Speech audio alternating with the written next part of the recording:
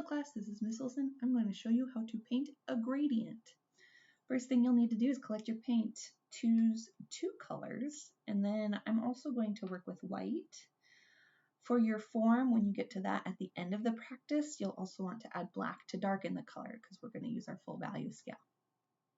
But just for this video, I'm going to only use these 3 colors for now. Then you'll want to make a rectangle a couple of inches wide, a few inches long.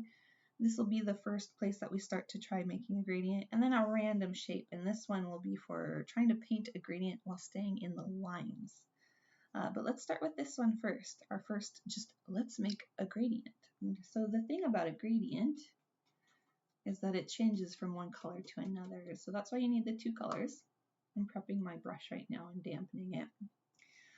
One thing you can do with acrylic paint to help the process is to pre-mix your colors on your palette. So I'm going to take some blue, and I'm going to take some yellow and mix them together into an in-between green, which you can see here.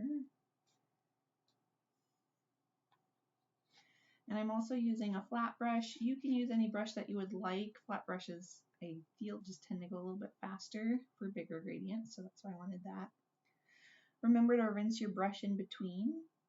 I'm also going to grab some yellow, and there's already a little blue mixed in there, so I'm gonna just, make that a little more apparent.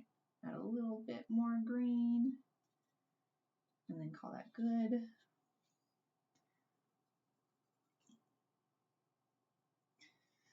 And then this green is already pretty dark, so I might only add just the lightest touch of blue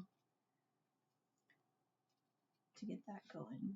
Okay, so I've got kind of a mixture going here, and that just is going to let me go fast. So I'm going to start with blue on one end of my rectangle and try to stay in the lines, but this isn't the biggest focus right now. Right now we're smooth transition. That's our big goal. And I'm going to kind of loosen up how much blue I add in later because I don't want it to go too dark too fast. Yellow is a very pale color. And I'm going to grab some of this green that I mixed and bring it over to the blue.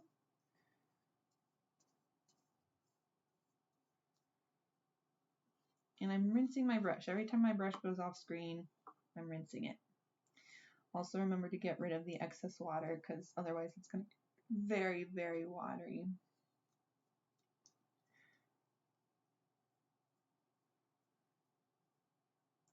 So as always, working with acrylics, it's about working very fast.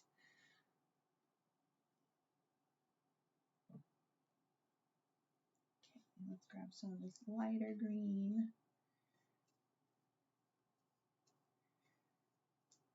And already you can see here how it's started to dry and create a line. So I'm not working as fast as I should be.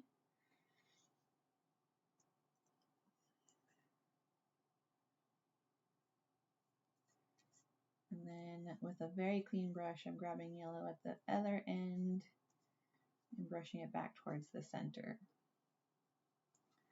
So this might require a couple of layers, and that's okay. That's just what happens with paint. If you're noticing that the yellow is too transparent, that is what the white is for. So you can grab some white, not a whole lot, but a little bit, and mix it into your yellow, and that will make it more opaque so that it stands up a little better next to that blue.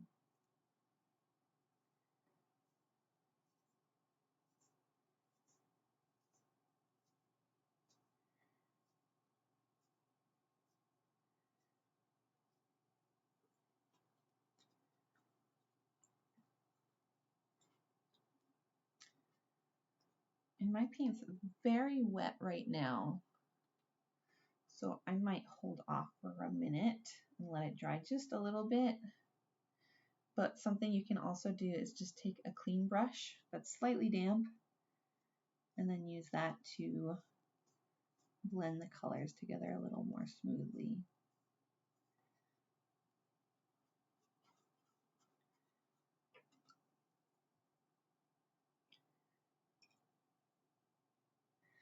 And then I've got a gradient. So what you're looking for here, there's a bit of a reflection. That's the bright spot you can see right there. That's a reflection. But what you can see is the color changing really smoothly from one to the other. That's the goal of the assignment. You want a nice smooth transition. I can actually make it maybe a little smoother right through here.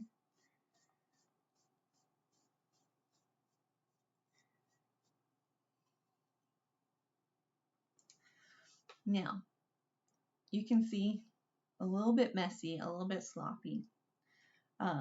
So with the next part, this is where I want you guys to focus a bit on your technique and your brush control.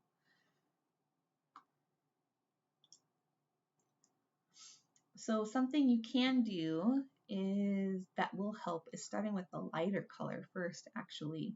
So here I started with the blue, and you notice that it went pretty fast.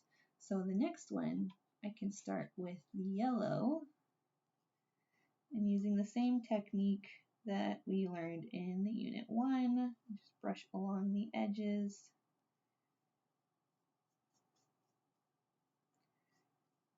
To get those nice and clean. It's a little rough because I've got quite a big brush.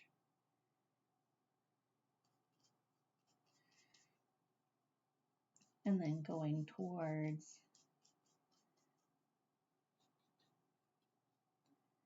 the darker color on the other side. So I'm going to work more in the middle. I'm avoiding the edges just to make sure that this is a nice smooth transition.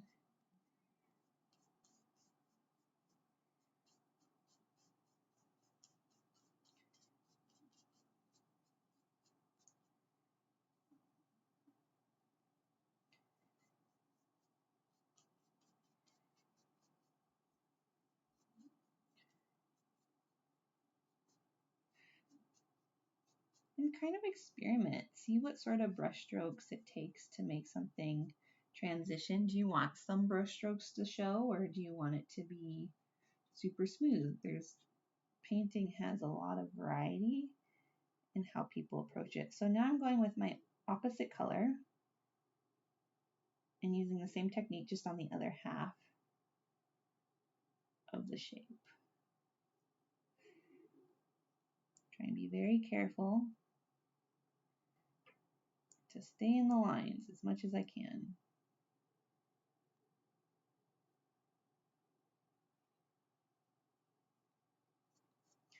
And then brushing towards the center to even out that gradient. I'm going to clean my brush because otherwise it's going to get too dark too fast.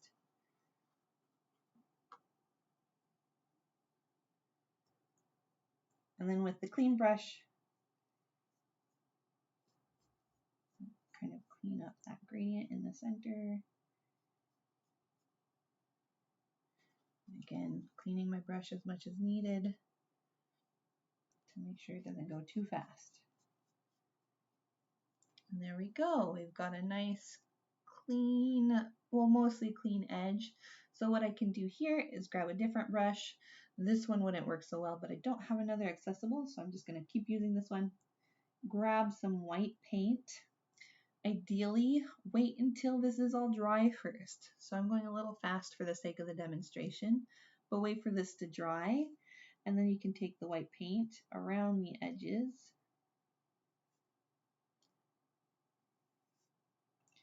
and make it truly nice and clean. Just be careful that it is actually white paint and you don't have other colors mixed in there, or else they're gonna tint your paper.